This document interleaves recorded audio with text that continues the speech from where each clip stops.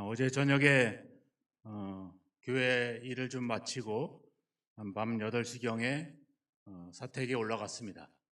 근데 갑자기 아빠! 저 사람들 좀 데리고 나가! 소리가 들렸어요.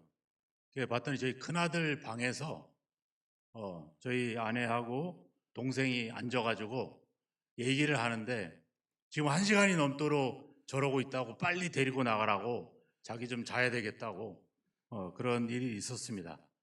저도 들어가서 저희 사모와 막내 아들들 데리고 나온 게 아니라 저도 앉아가지고 또 내가 그랬어요. 네가 오랜만에 집에 온 벌이다. 이렇게 얘기했습니다. 뭐 대학원 연구소에서 뭐 학회 발표도 하고 또 논문도 쓰고 바빠서 몇 주 집에를 못 와서 그래서 이제 그 아들하고 어떻게 지냈는지 이야기를 좀 나누기 위해서 이야기하면서 옛날에 어릴 때 받았던 메달도 한번 들춰보고 그리고 또 그림 그렸던 이야기도 좀 나눠보고 그러면서 시간을 좀 보냈습니다. 우리가 자녀들이 태어나면 예쁘죠. 아름답고 우리 이제 한참 자라고 있는 우리 뭐 태희나 로아나 뭐 한준이나 한별이나 이 아이들이 우리에겐 너무 귀한 아이들이죠. 근데 아이들이 점점 자라면서 점점 어떻게 보면 더 우리에게 가까워지는 게 아니라 점점 멀어지게 되죠. 이야기도 점점 안 하게 되고 대화도 점점 끊어지게 됩니다. 왜 그럴까요? 어릴 때는 너무 예쁘고 사랑스러운데 갈수록 우리가 점점 지금 어때요? 여러분들은 이제 자녀들이 다 크고 결혼도 하고 그랬는데 어때요? 아직도 살갑게 이야기하고 그런 대화를 나누니까 아니면 그냥 어떻게 보면 업무적인 관계를 맺고 있는지 한번 돌아볼 필요가 있죠. 우리가 인생을 돌아보면 가정도 그렇고 교회도 그렇고 거기서 우리가 하나님에 대한 마음을 좀 느낄 수 있습니다. 하나님도 우리를 새로 태어나게 하셨잖아요. 예수를 통해서 우리에게 새 생명을 주셨는데 하나님이 우리를 새로 태어나게 만들고 새로운 생명을 주셨는데 뭐 하려고 그러셨을까? 예. 우리처럼 태어날 때는 예쁘잖아요. 우리도 예수 처음 믿을 때 얼마나 마음이 뜨겁고 은혜가 넘치고 얼마나 좋습니까? 근데 우리가 1년, 2년, 10년, 20년 점점 나이가 들고 신앙의 연수가 깊어질수록 하나님과 더 대화와 기쁨과 이걸 나누고 있는지 아니면 그냥 업무적인 주일이 되면 예배를 드리고 그냥 예배 때가 되면 또 예배 시간에 함께하고 그냥 적당하게 헌금하고 적당하게 신앙생활하고 적당하게 봉사하고 그냥 이렇게 관계만 맺고 있지 깊이 있는 하나님과의 그런 대화를 이루어가고 있는가? 하나님은 우리가 자녀를 낳을 때도 그냥 태어나는 걸로 만족한 게 아니라 저 인생을 지켜보면서 함께 교제하면서 그 기쁨을 나누기 위한 어떤 삶을 우리가 생각하고 있었는데 점점 우리는 태어난 곳에서 끝나고 점점 어떻게 보면 관계만 갖고 있지 깊이 있는 만남을 이루지 못한 것. 이게 우리가 하나님과 나와 관계 속에서도 그런 관계에 있지 않나 하는 것들을 우리가 한번 돌아볼 필요가 있죠. 우리 자녀들이 머리가 굵어지고 지식이 많아지고 경험이 많아질수록 부모와 더 가까워지는 게 아니라 어쩌면 좀 더 거리가 있는 우리가 하나님에 대한 지식과 하나님에 대한 어떤 신앙, 종교가 더 그런 폭이 넓어질수록 우리는 하나님께 더 가까이 가는 게 아니라 하나님과 그냥 적당한 관계만 맺고 있는 그런 상태. 하나님은 우리 자녀를 통해서 교제와 사귐과 기쁨을 얻기를 원하는데 하나님도 그럴 텐데 우리는 하나님과 진정한 기쁨을 유지하고 있는가? 우리는 점점 몸이 약해지고 나이가 들면서 하나님께 기쁨이 되기보다는 어떻게 보면 자꾸 짐이 되고 있지는 않나 이런 것들을 한번 오늘 우리가 생각해 보려고 합니다. 오늘 이 요한일서 사도 요한의 기록은 에베소 교회에서 기록이 되게 됩니다. 그 당시에 네로 황제가 기독교 박해를 했잖아요. 바울이 죽고 베드로가 죽었습니다. 그러자 로마에 있는 많은 사람들이 곳곳으로 흩어지게 되죠. 그런 격동이 지나고 나자마자 또 예루살렘이 전쟁을 통해서 함락이 됩니다. 이스라엘이라는 나라가 이제 지구상에서 그 이름이 사라지는 그런 역사가 일어나게 되죠. 그래서 사람들은 로마에서 예루살렘에서 전부 다 도망을 합니다. 그러면서 자연스럽게 에베소라고 하는 지역이 지리적으로 중심을 이루다 보니까 그곳이 이제 교회와 모든 무역과 어떤 상업과 이런 것들의 중심을 이루게 되죠. 당연히 교회도 예루살렘 교회도 있고 로마 교회도 있지만 이 에베소 교회가 그 당시에 어떤 핵심이 되는 그런 교회가 되었습니다. 그런데 문제는 이 에베소에 아데미 신전이라고 하는, 우리가 성경에는 아데미로 나와 있고 우리가 세상으로는 아르테미스라고 하죠. 세계 불가사의에 속하는 이 아르테미스 신전을 중심으로 모든 것들이 이루어지게 됩니다. 즉 인간이 만들어진 우상, 이 종교가 하나의 산업이 돼서 그것을 중심으로 모든 그 제국이 움직이는 그런 상황에 있는 처지가 바로 그때 이 요한일서가 기록되게 되죠. 사람들은 그런 어떤 우상과 종교가 산업이 된 그 속에서 부유함을 누리고 그 속에서 영적 타락을 가져오게 됩니다. 우리도 오늘날 그렇잖아요. 우리가 자녀와 또 성도와 깊이 있는 교제와 만남을 가지지 못하는 이유가 뭡니까? 어떻게 보면 가족이라고 하는, 교회라고 하는 본질을 놓쳐버리고 각자의 생존과 각자가 살아남기 위한 이 시대와 발맞춰 가기 위해서 내 가정이나 내 교회는 뭔가 퇴보되어 있는 것 같고 발빠르게 움직이는 세상에 발맞춰 가려다 보니까 가정과 교회는 점점 도태되는 그런 지경에 있는 것이죠. 이 에베소 교회의 상황이 오늘날 우리의 상황과 별반 다르지 않습니다. 우리가 세상에 나가면 어때요? 온통 이단들이 들끓잖아요. 이 당시에도 바로 게린투스라고 하는 영지주의자가 등장하면서 교회에 영적 혼란을 가져오게 됩니다. 그들이 주장하는 건 뭐냐면 신이 우리의 영혼을 아주 선하게 창조했다는 거야. 근데 이 선하게 창조한 우리의 영혼이 이 악한 세력이 만든 육체에 갇혀 있다는 거죠. 그러니까 영적인 지식을 얻어서 이 육체로부터, 이 악한 육체로부터 탈출해야 된다. 그래서 자기들은 성령의 체험을 통해서 하늘로부터 영적인 계시, 영적인 지식을 얻었다. 그래서 우리는 여전히 몸 안에 갇혀 있는 것이 아니라 영적인 지식을 얻었기 때문에 우리는 이 악한 육체에서 벗어나서 우리는 구원에 이를 수 있다. 내 영혼이 구원을 얻었기 때문에 내 육체가 무슨 짓을 하든지 상관이 없다. 이런 식으로 가게 되는 거죠. 네. 우리 이단들이 하는 얘기가 뭡니까? 기존의 교회와 기존의 신앙을 무너뜨리죠. 인정하지 않죠. 우리 교회 와야지. 우리 교회 와서 새롭게 영적인 지식, 계시를 얻어야 된다는 거예요. 이것이 이단의 전형적인 어떤 특징들이죠. 영지주의의 한계에서 벗어나지 못하고 있는 겁니다.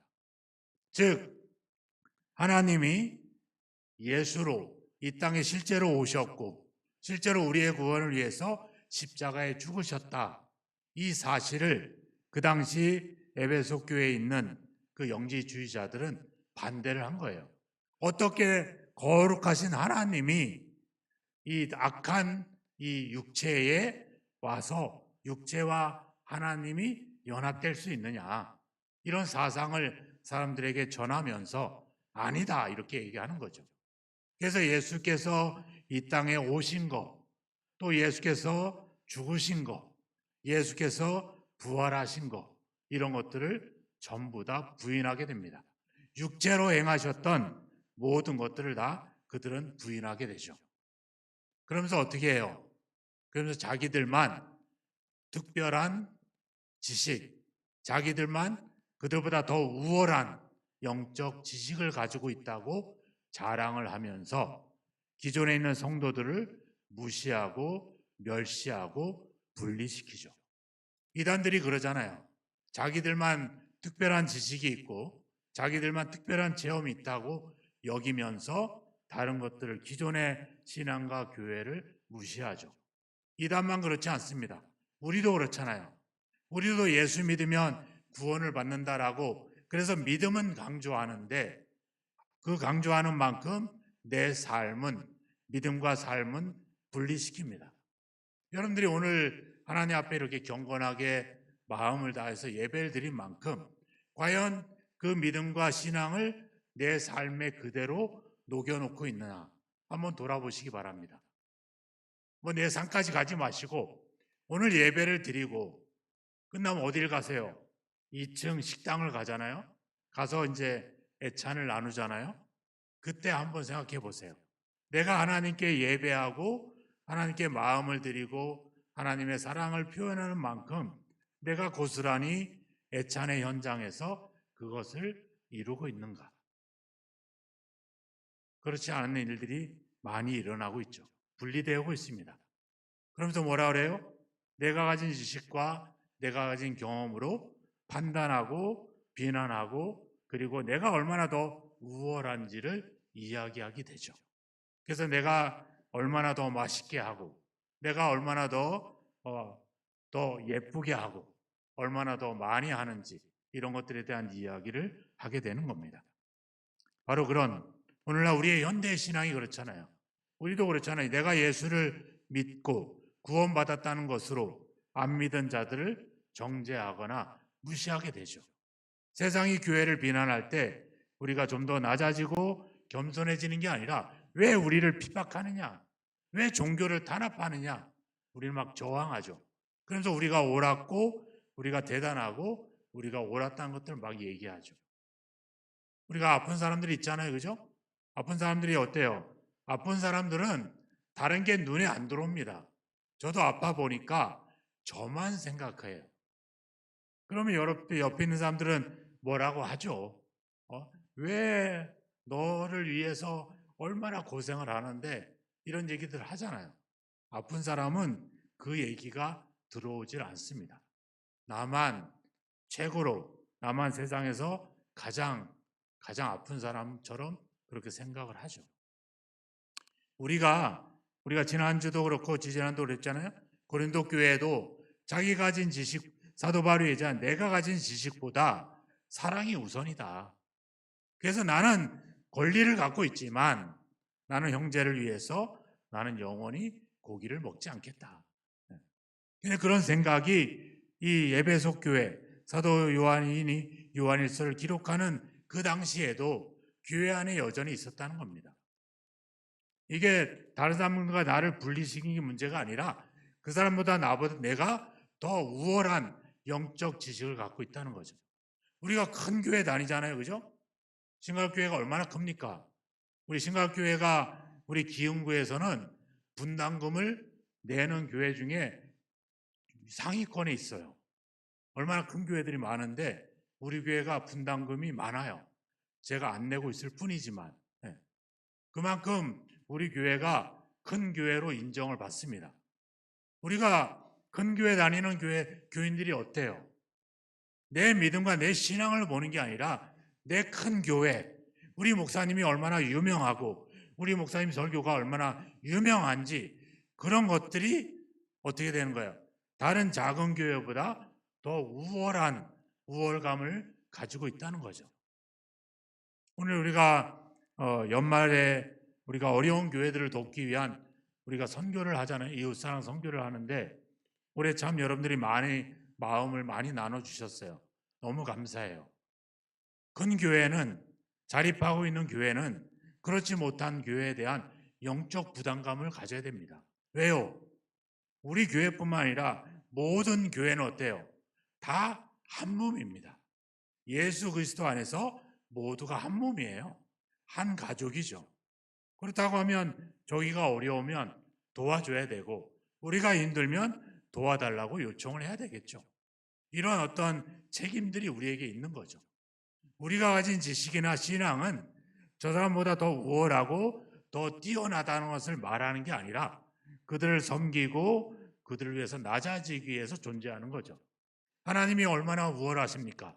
하나님이 얼마나 전지전능하며 얼마나 뛰어나십니까? 그걸 이용하지 않잖아요. 우리를 위해서 낮아지시고 우리를 찾아오시잖아요. 하나님이 그렇게 우리를 찾아오시는 이유는 바로 우리가 그런 삶을 원하기 때문인 것이죠. 오늘 사도 바울은 자기가 실제로, 이단들은 자기들이 영적인 체험만 했죠. 실제로 예수를 만났습니까? 안 만났죠. 사도 요한은 예수를 만났고 인격적인 관계를 맺었고 그와 동행했고 그로부터 많은 이야기들을 나눴던 실제적인 예수를 경험했던 사람입니다. 그래서 1절에 얘기하잖아요. 우리가 들음고 눈으로 보고 자세히 보고 손으로 만졌다. 이보다 더 확실한 증거가 어디 있겠습니까? 이단들은 경험을 한 거예요. 영적인 체험을 한 거예요. 실제로 예수를 만난 적도 없죠. 그러면서 자기들은 하나님으로부터 영적인 지식을 얻었다라고 이야기를 하는 겁니다. 목사가 내가 예수를 만나고 예수님으로부터 이런 메시지를 들었다. 사실일까요? 조심해야 됩니다. 만난 적이 없죠. 언제 만나요? 다시 오셔야 만납니다. 우리는 말씀을 통해 하나님이 주시는 감동과 영적인 그런 어떤 지혜와 이런 것들을 얻는 거지, 실제로 보거나 실제로 만지거나 실제로 동행한 적이 없습니다. 함부로 우리가 하나님이 어떻고 예수가 어떻고 내가 성령이 이끌어 주시고 함부로 얘기해서는 안 되죠. 사도 요한, 베드로 이런 사람들이 이야기해야 되는 겁니다. 사도 바울이 오늘 사도 요한이 이야기하는 거죠. 내가 듣고 보고 만졌다. 근데 그거를 어떻게 해요? 내가 너희들에게 전하고 싶다. 이유가 있습니다. 요한복음 20장 31절에 말씀이 있습니다. 준비됐으니까 같이 한번 읽어보겠습니다. 오직 이것을 기록함은 너희로 예수께서 하나님의 아들 그리스도이심을 믿게 하려 하며 또 너희로 믿고 그 이름을 힘입어 생명을 얻게 하려 함이다. 두 가지가 나오죠. 믿게 하고 또 생명을 얻게 하려고. 다른 게 없습니다. 그 예수를 직접 보고 듣고 만지고 했던 그 사도들이 우리에게 성경을 기록해 주는 이유는 우리로 하여금 예수님을 믿고 그로 말미암아 우리에게 생명을 얻게 하기 위함이다. 우리가 교회 다니는 이유가 이겁니다. 믿음과 생명입니다. 맛있는 거 먹으려고, 가까운 사람 만나려고, 어디 여행 가려고 아니에요. 이겁니다. 뒤로 한번 성경을 넘겨보세요. 5장 13절입니다. 같이 한번 찾아서 읽어보겠습니다. 요한일서 5장 13절 같이 읽겠습니다. 내가 하나님의 아들의 이름을 믿는 너희에게 이것을 쓰는 것은 너희로 하여금 너희에게 영생이 있음을 알게 하려 함이라. 성경의 목적은 바로 우리에게 생명을 주고 우리가 예수를 믿는 우리에게 영원한 생명이 있다는 사실을 확인시켜 주기 위함인 겁니다. 이거를 뭐예요? 이거를 경험하고 체험한 사람이 아니라 실제로 예수를 만지고 예수를 보고 예수와 동행했던 이 사도가 우리에게 명확하게 이야기해 주는 것이죠. 이보다 더 확실한 증거, 확실한 증인이 어디 있겠습니까? 그런데 우리는 어때요? 이 사람 얘기들 안 듣죠. 성령 얘기 안 듣죠.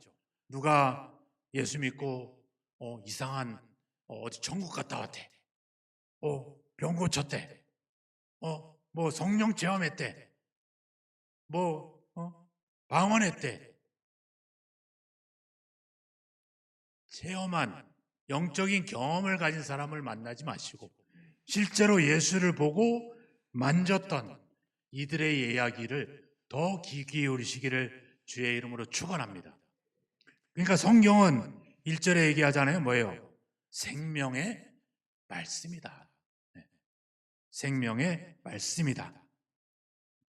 그래서 1절에 우리가 들은 바요, 눈으로 본 바요, 자세히 보고 우리 손으로 만졌다. 자세히 봤다는 말은 뭐예요? 앞에다 놓고 오랫동안 유심히 살폈다는 얘기입니다. 네. 사도 요한은 예수님을 눈앞에 두고 실제로 보고 만지고 경험했던 그 사람입니다. 이 사람을 예수가 바로 생명의 말씀이다. 이렇게 우리에게 증거를 하고 있는 것이죠. 예수님도 실제로 누가복음 24장에 부활하신 예수님이 왔을 때 제자들이 두려웠잖아요. 유령인가? 그럴 때 예수님이 뭐라 했어요? 나를 만져봐라. 이렇게 말하죠. 제자들은 실제로 예수를 만졌던 겁니다. 그런데 오늘 우리가 잘 봐야 됩니다. 생명의 말씀 2절에 가보세요. 같이 한번 읽겠습니다. 이 생명이 나타내신 바 된지라. 이 영원한 생명을 우리가 보았고 증언하여 너희에게 전하노니 이는 아버지와 함께 계시다가 우리에게 나타내신 바 된 이시니라. 예, 생명의 말씀이라고 말하고 있는데 저기서 강조하고 있는 게 뭘까요? 생명일까요? 말씀일까요? 2절에 나와 있었죠? 생명, 또 영원한 생명. 생명을 강조하고 있죠. 예수님도 그랬죠? 요한복음 11장 25절에 나는 부활이요 생명이니. 요한복음 14장에 가보면 나는 길이요 진리요 생명이니. 네. 오늘 사도 요한이 우리에게 이야기하는 핵심은 바로 생명입니다. 바로 그 생명이 우리에게 나타냈다. 그래서 우리도 생명을 얻게 되었다. 우리가 살아나게 되었다. 이렇게 이야기를 하는 겁니다. 아까 우리 성만찬 시간에 말씀 봤잖아요. 어떻게 해요? 하나님이 우리에 대한 사랑으로 그 아들을 보내신 이유는 뭐예요? 우리를 살리려 합니다. 그럼 반대로 생각해 보면 우리는 어떤 상태에 있었다는 거예요? 죽었다는 거죠. 죽은 상태에 있었는데 예수를 통해서 우리를 살렸다. 예수를 믿음으로 우리에게 생명을 주셨다. 이렇게 이야기하고 있는 것이죠. 저 영지주의자들이나 이단들이 얘기하는 것처럼 인간이 가지고 있는 지식과 경험으로 만들어낸 게 아니라 하나님이 예수를 통해서 나타내심으로 인해서 우리가 구원을 얻고 생명을 얻게 되었다. 이 이야기를 사도 요한은 앞에서 하고 싶은 겁니다. 원래 헬라어 성경이나 영어의 순서를 보면 주어가 나오고 동사가 나오죠. 네. 사도 요한이 우리가 전한다. 뭐를? 목적어가 나오죠. 바로 생명의 말씀을. 근데 유일하게 요한일서에서는 주어와 동사가 뒤에 나오고 목적어가 바로 앞에 나옵니다. 생명의 말씀에 관하여. 왜요? 이게 중요하니까. 생명이 중요하니까 그 이야기를 하고 있는 겁니다. 생명은 오직 하나님의 사랑을 통해 예수를 믿음으로 얻어지는 것이다. 우리가 지식과 경험으로 인간이 만들어낸 게 아니다. 그 이야기를 하고 싶어 하는 거죠. 온통 세상은 뭐예요? 이제는 우주선을 보내고 이제 AI가 자율 알아서 해고 하는 그런 시대가 됐어요. 인간이 만드는 과학과 인간이 만드는 것들이 세상을 움직이는 시대가 됐잖아요.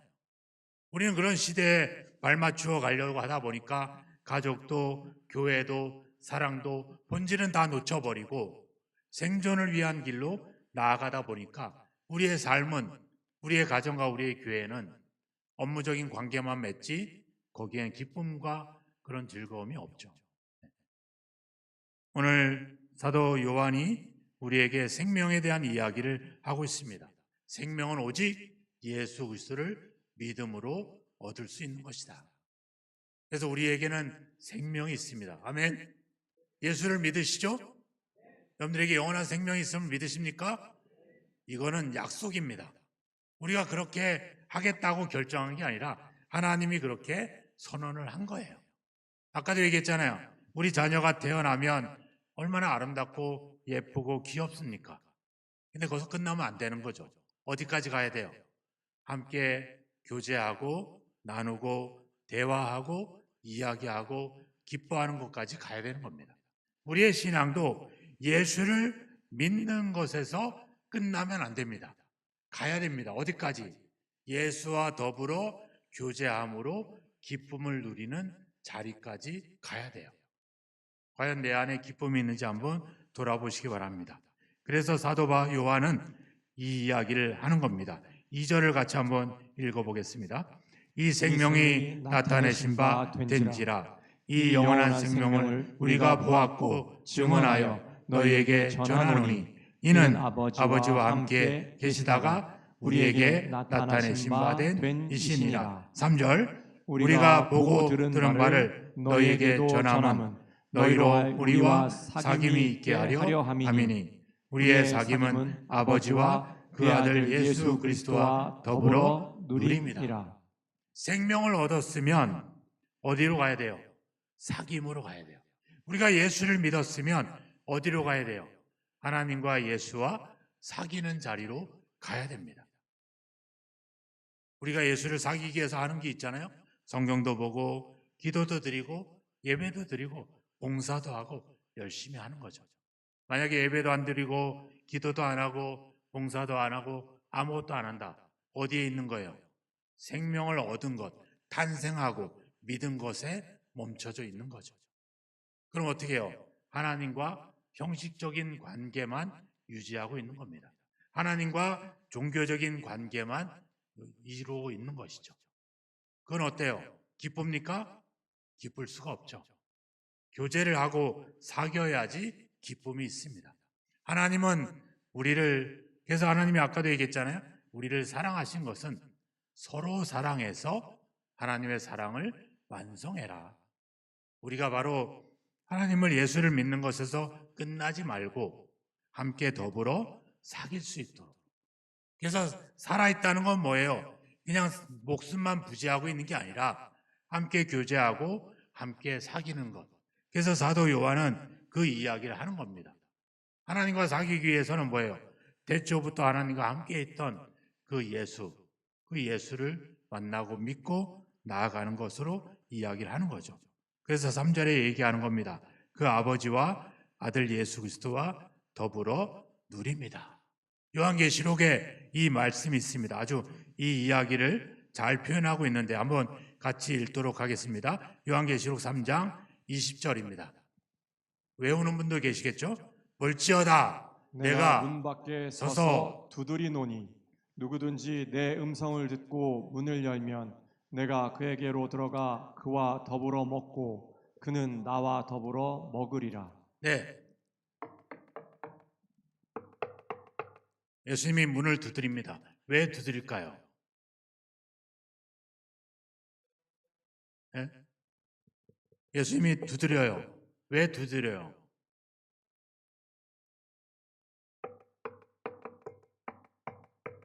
노래하려고 두드리는 게 아니죠. 뭐 하려고?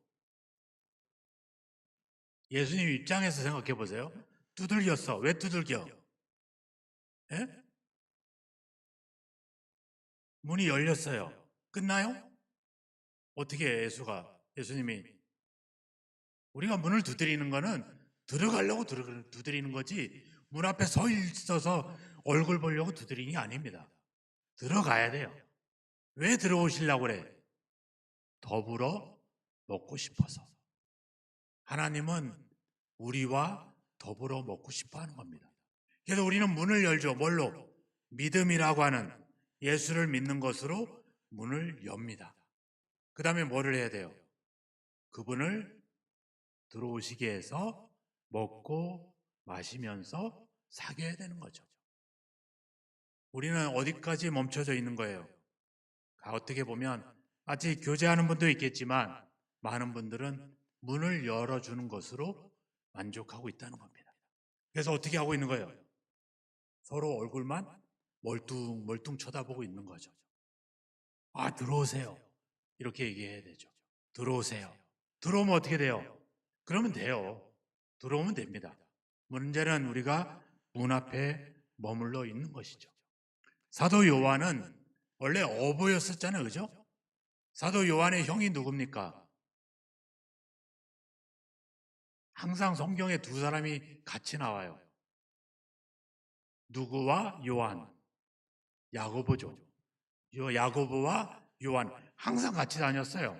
승질 낼 때도 같이 승질 내고. 얘들이니까 죄송한데 이 사도들이 원래 어부였어요. 누구하고? 세베대 아버지하고 같은 어부였습니다. 동업을 하고 있었어요. 동업이 바로 코이노니아, 사귐입니다. 오늘 사도 요한이 사귐에 대한 이야기를 하는 배경에는 자기가 자기 형과 아버지와 동업했던 그때를 회상하고 있는 겁니다. 동업이라는 말이 뭐예요?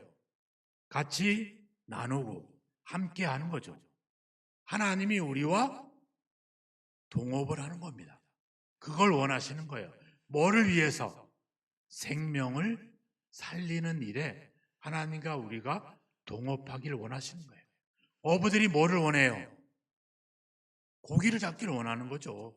어떻게 하면 고기를 더 잡을 수 있는지를 함께 공동 관심사를 가지고 함께 이야기하고 나누는 겁니다.